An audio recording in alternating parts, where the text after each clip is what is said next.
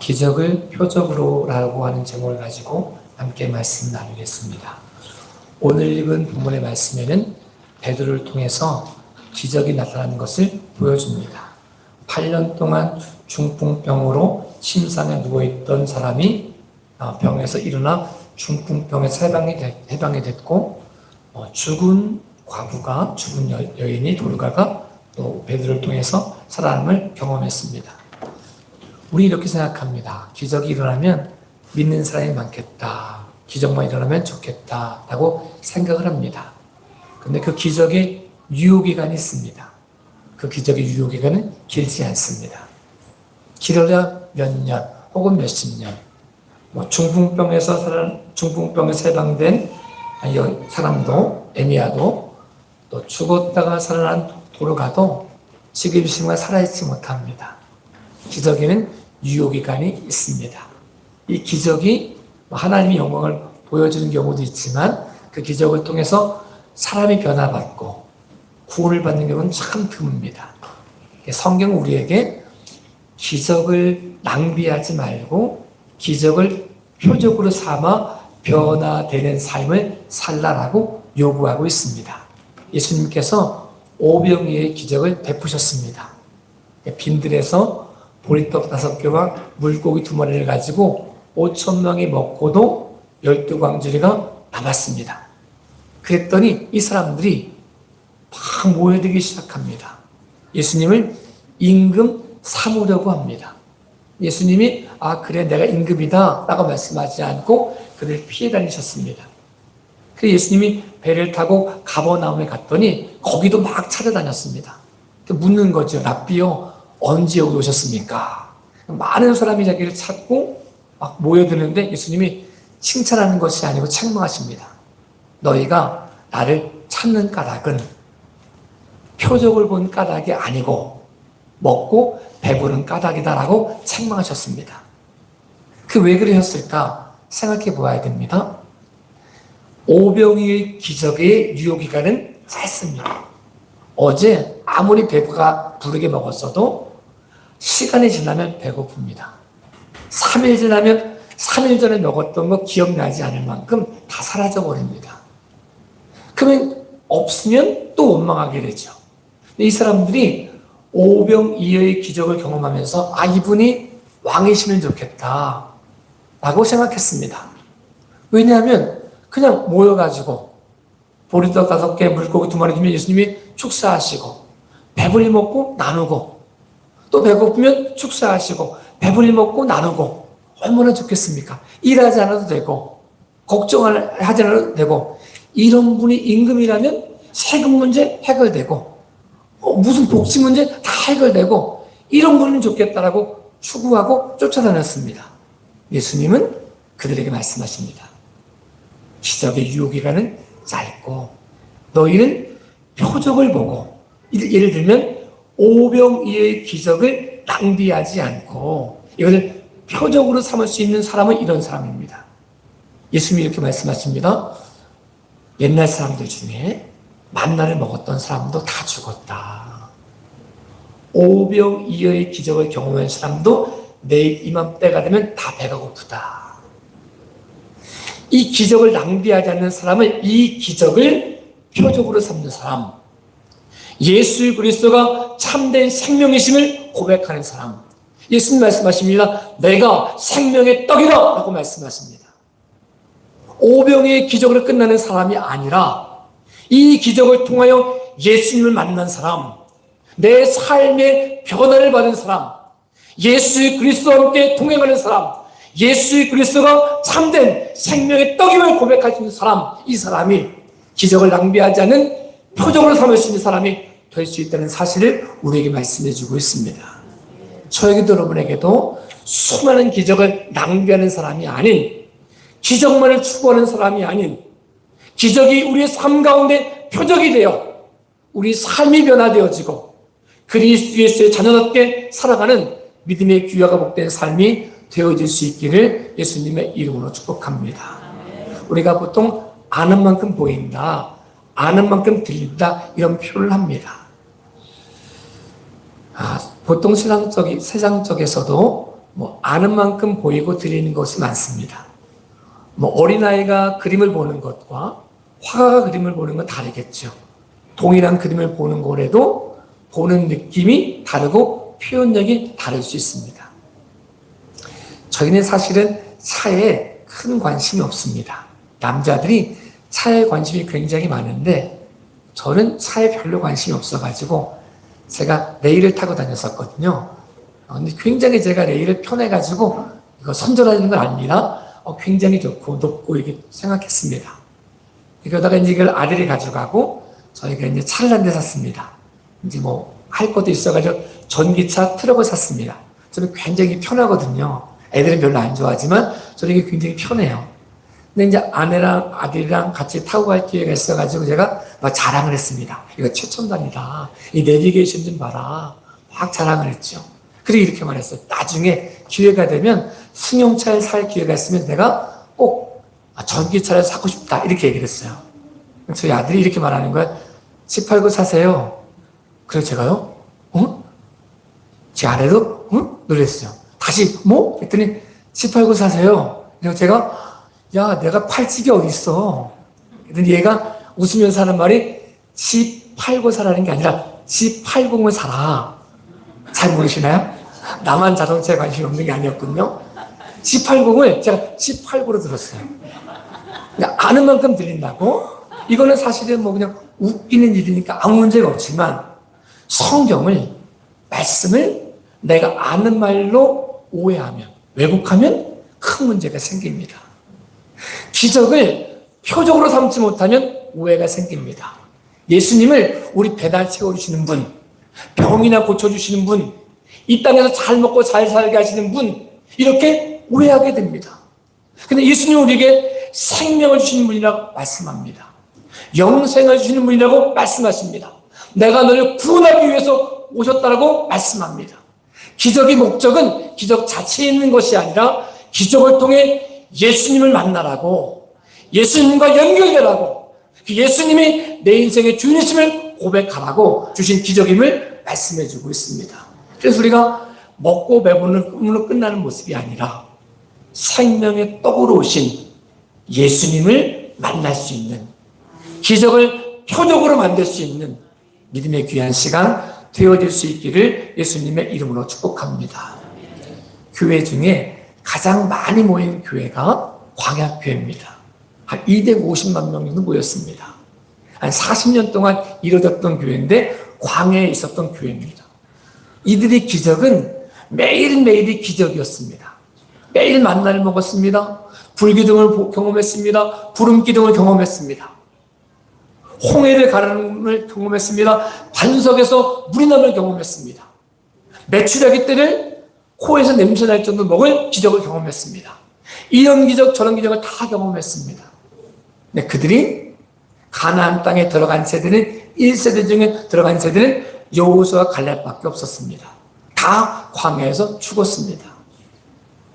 그들이 그 홍해를 건넜을 때 얼마나 감동했을까요? 그들의 감동의 유효기간은 3일이었습니다. 3일 지나니까 먹을 게 없고 마실 게 없고 또 마침내 물을 발견했는데 마라의 쓴물이어가지고 원망하기 시작합니다. 그 감동이 3일밖에 못 갔습니다. 기적을 낭비했습니다. 이 기적을 표적으로 삼면 변화가 됩니다. 이렇게 생각해 보면 좋겠습니다. 보통 홍해를 건넌 사건을 히브리서 기자는 단체, 민족 전체가 세례받은 사건으로 고백합니다. 그 얘기를 다른 말로 하면 홍해를 건너면서 구원을 받았다는 거죠. 이제 애굽으로 못 들어간다는 거죠. 근데 이 유효기간이 기적으로 삼았더니 오래가지 못해가지고 원망합니다. 근데 표적으로 삼으면 달라집니다. 예수님을 통해서 내가 구원을 받아서 이제 더 이상 세상으로 갈 수가 없게 됐다. 내 안에 길이고 진리고 생명이신 예수님을 통해서 내가 구원받았다. 이 구원의 확신으로 고백하는 순간 기적은 표적이 되어집니다. 한 번 끝나는 기적이 아닌 내 삶 가운데 매일매일 고백할 수 있는 표적이 되어집니다. 사단이 우리를 유혹할 때마다 네가 구원받겠어? 네가 그런 모습 가지고 구원되겠어? 라고 우리를 유혹할 때, 무너뜨리려고 할 때, 홍해를 가는 기적이 우리 삶 가운데 표적이 되어 내가 예수 그리스도를 통하여 구원의 길이신 예수 그리스도를 통해서 내가 구원받았습니다를 고백하는 순간 기적은 표적이 되어지고 이 표적은 사라질 수 없는 능력이 될 수 있음을 우리에게 말씀해 주고 있습니다. 그러니까 더 이상 우리가 홍해 앞에 가가지고 갈라주십시오, 보여주십시오, 왜 그때는 갈라지고 지금은 안 갈라집니까? 이렇게 할 이유가 없다는 거죠. 진짜 기적의 의미는 홍해가 갈라지는 것이 아닌 내가 예수 그리스도를 통하여 죄에서 사망에서 생명으로 옮겨진 것이 진정한 기적임을 우리에게 말씀해 주고 있습니다.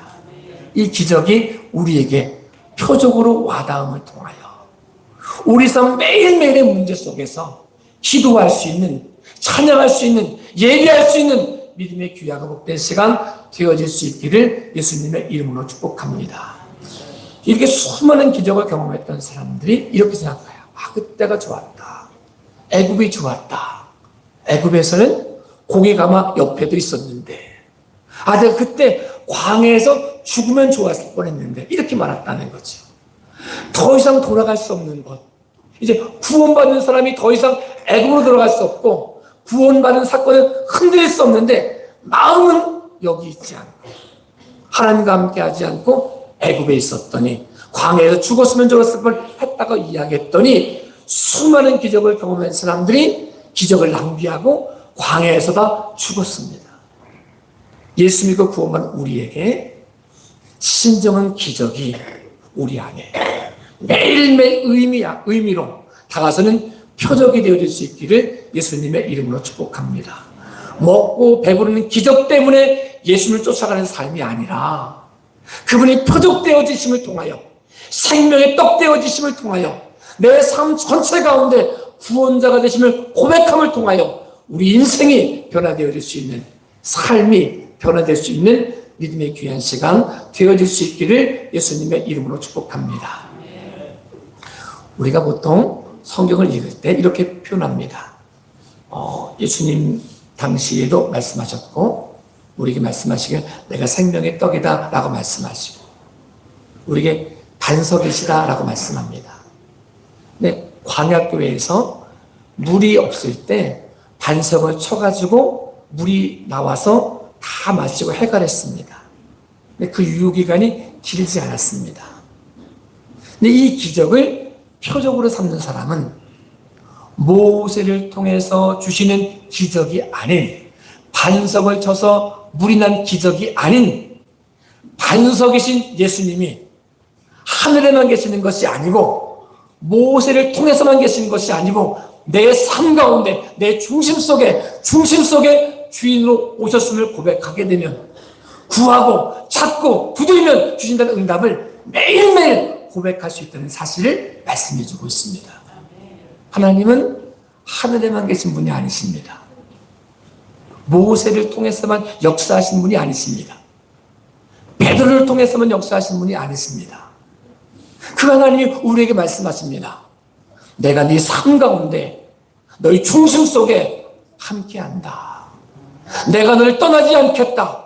세상 끝날까지 임마누엘로 함께 하시겠다고 약속하셨습니다. 이 예수님이 여러분과 저의 구원자십니다. 예수님이 우리 인생의 반석이십니다. 어떤 문제가 생겨도 우리 삶의 길을 내시고 사망의 강을 내시고 광야의 길을 내신 생명이신 길이신 예수 그리스도이심을 우리에게 말씀해 주고 있습니다. 저희도 여러분에게도 이 예수님이 기적을 일으키는 도구가 아닌 우리의 삶을 바꾸시는 표적, 우리의 삶 가운데 말씀하시고 우리의 삶의 신음소리가 들으시고 우리의 기도에 응답하시는 예수 그리스도를 고백하는 믿음의 귀하고 복된 모습이 되어질 수 있기를 예수님의 이름으로 축복합니다. 기적을 경험한 사람은 충격은 받지만 변화는 되기 힘듭니다. 성경이 이렇게 말씀합니다. 기적을 통하여 믿음이 생긴다라고 말씀하지 않고 믿음은 들음에서 난다라고 말씀합니다. 뭘 듣느냐? 말씀을 들음으로 믿음이 생긴다라고 말씀합니다. 이 믿음이 저에게도 여러분에게도 생길 수 있기를 예수님의 이름으로 축복합니다. 기적을 경험하는 사람들은 기적이 기적인 잘 모를 때가 참 많습니다. AI를 통해서 로봇을 만드는 사람들은 이렇게 컵을 딱 잡고 올리는 것을 굉장히 큰 기적으로 생각합니다. 지금은 기술이 좀 발달돼가지고 AI로 만든 로봇 손이 달걀도 잡기도 하지만 이게 굉장히 어려운 거거든요. 그래가지고 이 로봇가 달걀을 하나 딱 잡으면 우리 와 이러는데 이 과학자들은 와 이렇게 말해요. 기적이라는 거죠. 그런데 제가 매일이요 이렇게 움직입니다. 이렇게 잡습니다. 이렇게 마십니다. 그래서 제가 매일 손가락 와 이거 안 하거든요. 매일매일 기적인데 제가 이거 기적인 잘 몰라요. 제가 어렸을 때는 자다가 내가 숨 쉬는 거 잊어버려가지고 숨 못 쉬어가 죽으면 어떡하지? 이렇게 걱정했었어요. 심장이 멈추면 어떡하지? 이래가지고요 어렸을 때 못 잤어요. 눈을 막 부라리고. 그런데 눈꺼풀이 이게 장사가 없다고 어느 순간 제가 또 잔 거예요. 아침 내가 심장이 뛰고 있네? 놀라는 거죠. 이거 엄청난 기적이거든요. 내가 자고 있는데 심장이 떠요. 눈이 떠지고 움직여지고 손가락을 움직이고 굉장히 큰 기적인데 사람들은 기적이라고 생각을 하지 않아요. 흘려보내 당연하지 라고 생각해요. 네, 예수님 안에 있는 우리는 이 모든 기적을 흘려보내는 모습이 아닌 나에게 주신 의미 표적으로 삼을 수 있기를 예수님의 이름으로 축복합니다.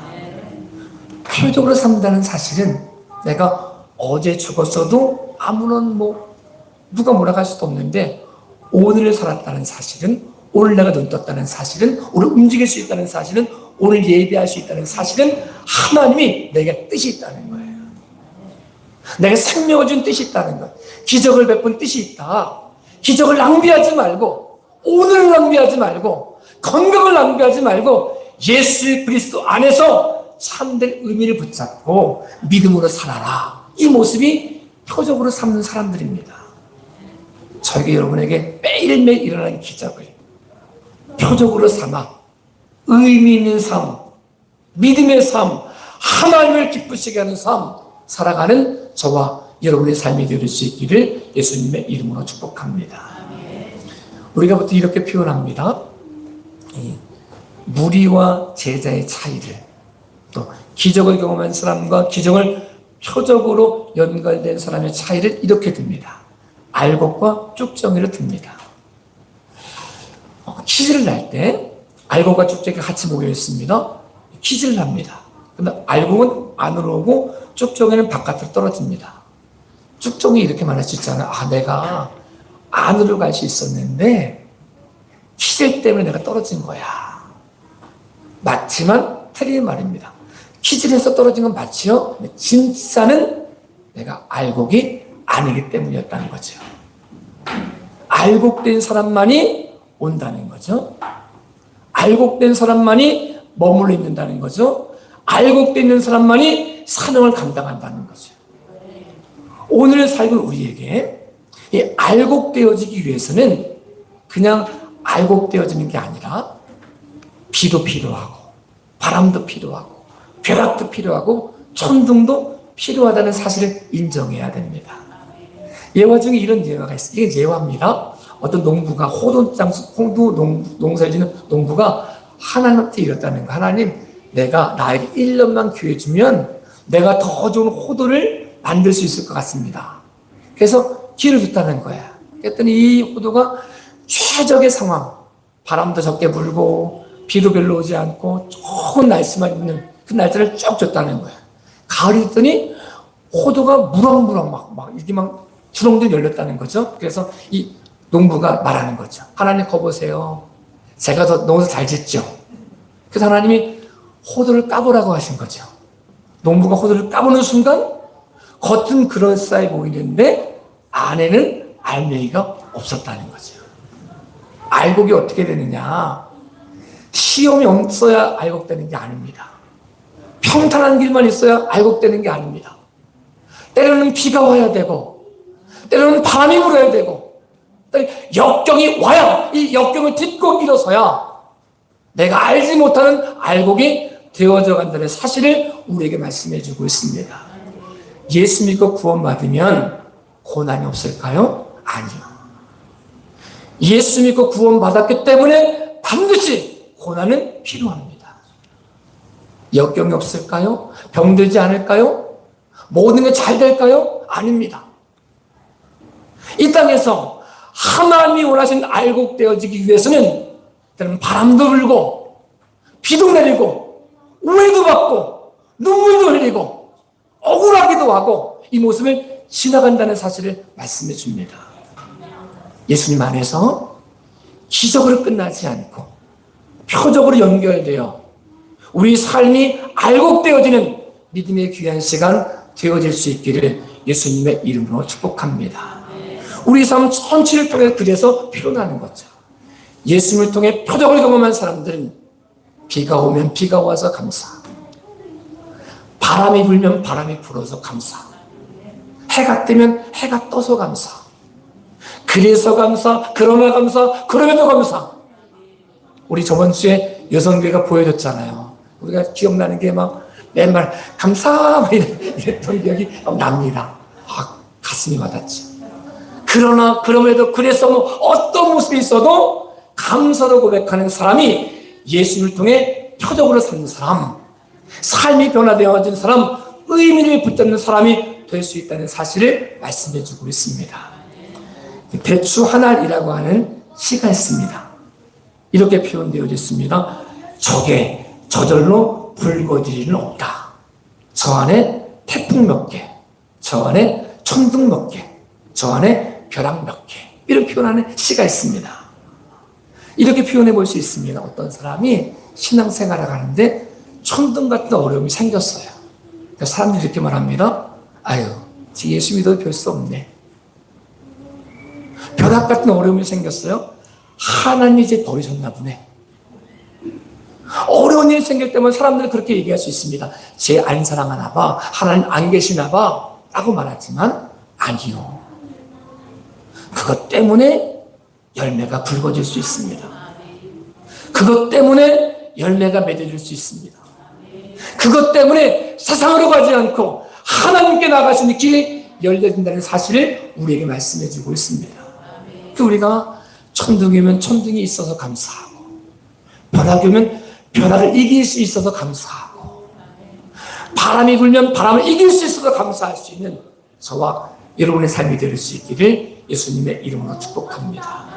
우리 인생 전체를 통해서 하나님이 매일매일 베풀어 주는 기적이 낭비되지 않고 표적으로 삼아 우리 삶이 변화되어지고, 우리가 알고가 같은 신앙이 되어지고, 믿음의 자리를 지킬 수 있는, 십자가를 짊어지고 믿음의 자리를 지킬 수 있는 제자의 모습 되어질 수 있기를 예수님의 이름으로 축복합니다.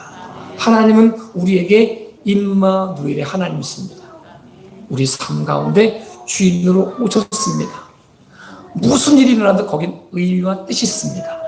이 의미와 뜻을 아무렇지도 않게 흘려보내는 삶이 아니라 의미와 뜻을 붙잡아낼 수 있기를 예수님의 이름으로 축복합니다. 저는 사실 사과가 떨어지는 것 보고 감동하지 않거든요. 왜 떨어지나 보다 이렇게 생각했거든요.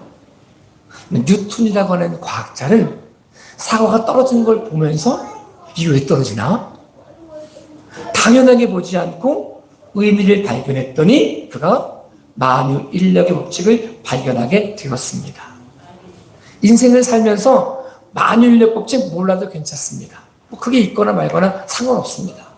우리와 상관없지만 중요한 건 신앙 안에서 매일매일 일어나는 기적을 당연하게 본으로 예수님 잃어버리는 삶이 아니라 의미를 가지고 의미를 발견하고 의미가 연결되어 내 삶 가운데 연결시킴으로 지금도 나와 함께 하신 예수님, 지금 나를 버리지 아니하신 예수님, 지금도 내게 은혜 주시는 예수님으로 인생의 주인으로 구원자로 고백하는 믿음의 귀한 시간 되어질 수 있기를 예수님의 이름으로 축복합니다. 기도하겠습니다. 전능하신 아버지 하나님,